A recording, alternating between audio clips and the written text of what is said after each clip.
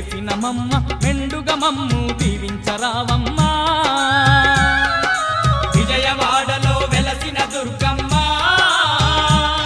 నీ పూజకు పువ్వులు తెచ్చినమమ్మ మెడలో దండలు వేసినమమ్మ మెండుగ మమ్ము దీవించరావమ్మా